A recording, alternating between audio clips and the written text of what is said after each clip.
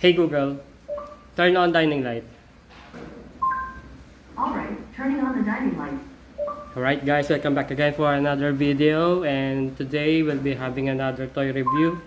Another parcel unboxing from nabili natin kay Sir Brian Castro, another legit seller guys, who's selling pre-owned items like diecast and figures. So if you're into buying collectibles, just follow his page and check his wall for his items for sale. Okay, so before we open this product, just let me plug this page. Yan, it's HC Shop Select. It is my personal page where I used to post some items for sale. Okay, so what we have here, it is another roller excavator. Na ang brand is Diapet Agatsuma brand. Okay, so let's open this package. By the way, yung Agatsuma, there's konti lang information na nakita natin sa web, and medyo limited. Meron doon mga actually wala akong nakita ng diecast toy review even sa YouTube. Meron doon mga websites na Japanese Japanese websites, but hindi ko figure out, hindi ko nabasa doon kung diecast ba yung mga toy na ganito. So wala tayong reference. At least upon ma-review natin to, you have for you viewers, you have a reference na rin kung ano yung material ng toy na to. Okay, so open na natin. Yeah. Okay, yeah, natin sa packaging pa lang, panalo na ano. Alright, so thank you very much sir for your effort for tawag dito, pag-secure ng item ko. Yan, no? Effort si sir. Thank you very much. Yan talaga, iniingatan yung mga nabibili nating item. Okay, by the way, this is only a pre-love item, guys, no? And I'm pretty aware na may kulang itong ano to. May missing yung trackpad na rubber, supposedly rubber. Yan. Okay, so ayun na siya. Buksan na natin. Yan, may nakita akong color variation neto sa internet guys. It's light blue and mint green, just like colorway ng Kobelco. But yung nabili ko kay sir, medyo ano to, kakaiba. Yan, upon checking do sa ano niya, do sa pictures, dalawang color to guys. Hindi pagka tinignan mo siya in actual, no, magkaiba talaga yung color niya. It is parang ang tawag sa green na yun, yung colorway ng Kobelco, and this is obviously a sky blue. Yan, dun sa mga color variation niya kasi, kapag blue, all over blue, white lang tong cabin. Pag green siya, green lahat. Pero dito, this is tawag dual color. Ayan, no? I don't know kung anong history nung toy na to, ba't siya nagkaiba ng kulay. Wala rin ako makitang info sa web kung meron bang ganito talagang color variation ng toy na to. Wala tayong makitang exact na information about this. Yan. But do sa upon checking, this is ang model nito is Diapet Agatsuma. It is Japan release, but this is made in China. Ayun yung nakikita nating details niya. Okay, so let's get started. Okay, for the materials and the details, etong bucket niya all the way there, yung lahat ng color blue na nakikita nyo is diecast metal.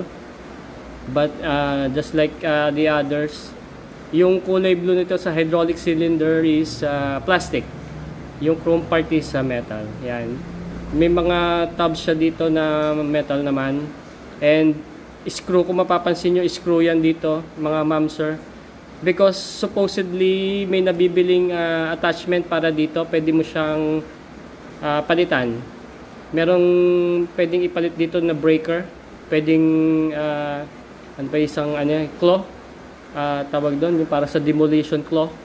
Pang demolition. Napapalitan to supposedly. Just like yung mga cat brand. Pero may mga model kasing walang ganon, hindi napapalitan. Okay, so I'll show you bakit yung kung ano sinasabi kong bakit ito removable but yung iba hindi. Okay, so may details dito ng this is ito yung mga hoses niya is plastic, hindi siya rubber, just like yung Uwina brand ko and others. Yung itong hydraulic details niya is plastic. This sa model ng Japan. Okay, so may dalawang hydraulic cylinder there. Sa front, plastic din to. Yan. Okay, sa cabin niya, nakita mo, parang talaga vintage na siya na guys, kasi yung yellowish na color nung niya, nung cabin windows and tawag dito yung windshield. Yan, medyo yellowish na, which is good for diorama. This is for diorama ready. Hindi na siya kailangan ng weathering now guys. Okay, so ito nakikitang na to, yung cabin niya is this is die-cast. Ayan, die-cast metal yan guys. Yan. Okay, so this is a body. Itong upper part, tingin ko plastic. Yan, this is plastic tong grain na to. Die-cast metal to yung buong body niya. Yan, yung sa ilalim, ito plastic tong na to, tong sa part to tong base niya. Yan, plastic sila. Buo na yan, plastic siya. Pero makunat na plastic yung itsura nung yan. Okay, missing talaga yung trackpad nito. Gagawa na lang natin ng replacement yan. Okay, so kung ano gusto nyo malaman kung ano yung i-replace natin dyan, kung sa tayo kukuha ng parts, PM nyo na lang ako. Okay, so ayan, may rust yung mga tornilyo niya, pero that is madali lang gawa ng paraan yan. I-replace natin yung tornilyo niyan. Yan, lahat yan is plastic. Okay, so may details dito sa ibabaw. Yan, parang ladder ito. Wala siyang dito, yung grab bar like nung ibang meron na akong excavator, may grab bar supposedly dyan. Pero ito walang missing dito kasi wala naman talaga siyang attachment wala siyang pagsasaksakan. Okay, so yan ang details niya. Ayan. Okay, so yung sa ilalim niya, marking niya is wait. Yan, diapet. Yan, this is diapet 1:52 scale. Diapet Agatsuma. Okay, so by the way guys, merong mga diapet na yung brand collaboration like Yonezawa diapet. Yan, Misega diapet. Yon, meron ganon iba, mga brand collaboration na pag ganong brand is made in Japan yan, just like to made in Japan to, pero this is manufactured in China. Yan, yung toy na to is Japan design. Yan, tapos manufactured in China. Yan yung details nya. This is 1:52 scale.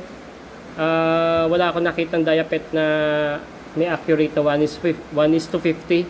Ang nakikita ko sa kanya is mga 1:55 and 1:52.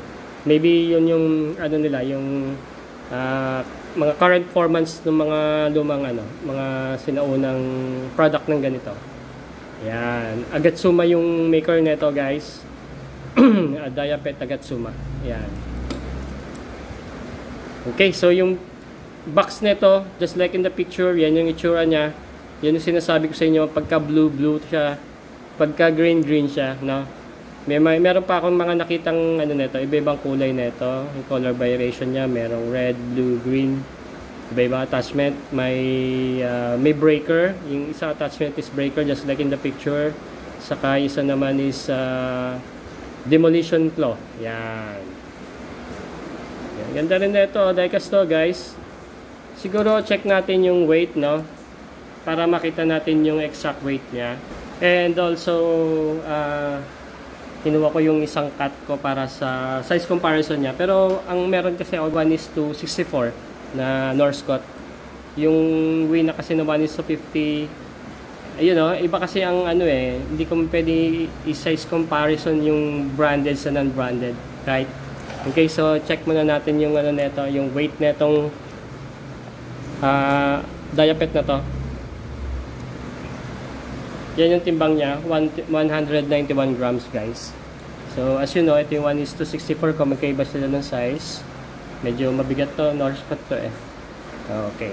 So, that's it. Yung build niya, yung mga Japan, mga build nila, magaganda yung mga build nila. Oh. Hindi tulad nung mga China na... Hindi lahat ng China brand, guys, is hindi maganda yung make, no? Just like to. Made in China to. Dun na manufacture to, pero look at the build. You can tell na Japan Japan item to. Yan. Wala tayong makita sa internet na neto eh. Details kung kailan manufacture to, kung anong date release niya. Wala akong makitang ganong details sa internet.